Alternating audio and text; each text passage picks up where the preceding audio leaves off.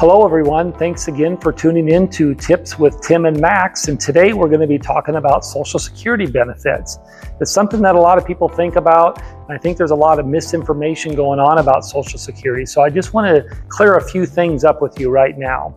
So let's start with to talk about the simple calculation of how Social Security benefits are determined. First of all, it is not the top 3 years like a lot of pensions are.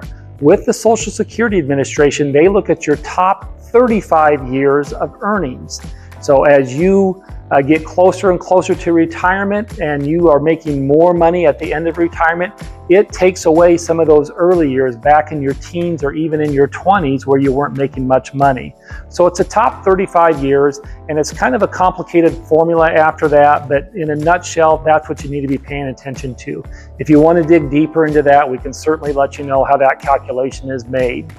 So then the next part, we want to determine what your full retirement age is. Your FRA, full retirement age if you get on the Social Security Administration. So if you were born 1960 or later, your full retirement age is age 67. Now, what that means at age 67, that means you get 100% of your calculated benefits. So if you look at our chart here at age 67, again, this is people born 1960 or later, you get 100% of your benefits. Can you retire early? Yes, you can. And can you collect Social Security? Yes, you can. The earliest right now that you can take Social Security benefits is at age 62. But if you do take your benefit at age 62, you only get 70% of your full retirement benefit, what you would normally get at age 67. That's a 30% haircut that you will take for the rest of your life. And as you can see from our chart here, if you take it at 63, 64, 65, or 66, your benefit goes up a little bit, but you don't get, again, your full benefit until you're age 67. Now, I'll point out here that if you decide to work beyond 67 and not take Social Security till you're 68 or 69 or 70, the Social Security will add on another 8% per year. So for an example, at 68, you will get 108% of your full retirement benefit. At 69, you'll get 116%, and at age 70, you'll get 124% of your full retirement benefit at age 67.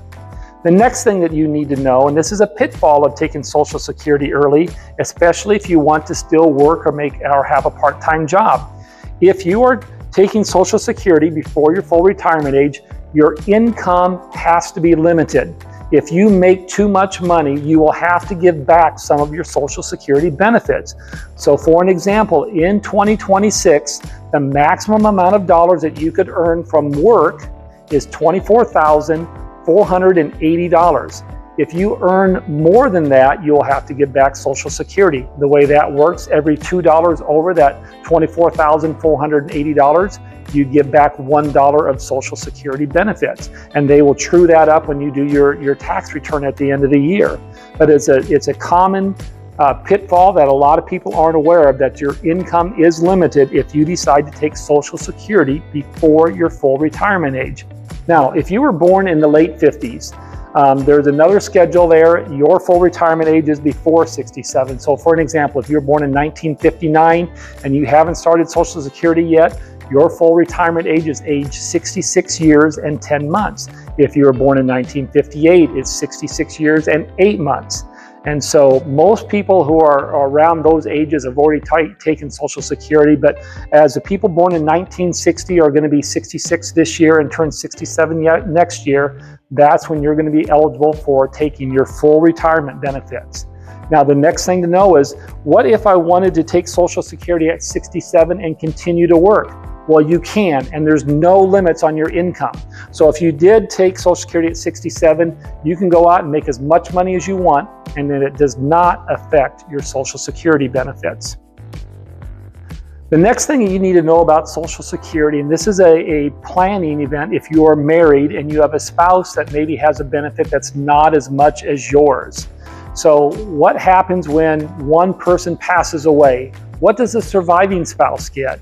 Well, to put it simply, the surviving spouse gets the greater of the two Social Security benefits. So let's say that a husband is making $3,000 a month in Social Security and the wife is only making $2,000 a month and the husband passes away first. Well, that $3,000 then becomes the surviving wife's Social Security benefit for the rest of her life. So it's very, very important to plan this out a little bit, and that's really important if you have somebody who wants to delay their benefit. So let's say we have a couple and one of the couples has a pretty good Social Security benefit and continues to delay it until age 70, and then at some point, maybe at age 75 or 80, that person passes away. Well, their surviving spouse will get that benefit that includes not only the full retirement benefit, but also the extra 24% that that person is collecting every year after that. So it's a very important planning tool to figure out what a surviving spouse could get. Now, there are some other rules for surviving spouse in case somebody passes away early before they hit full retirement benefits at age 67. So if somebody passes away early, the surviving spouse could collect a spousal benefit as early as age 60. But you don't want to just jump on that and start taking that money right away. You want to make sure that you talk to a Social Security specialist or a financial planner to make sure that you're making the right decision for your Social Security. So that is Tips with Tim and Max. Until next time, we'll see you.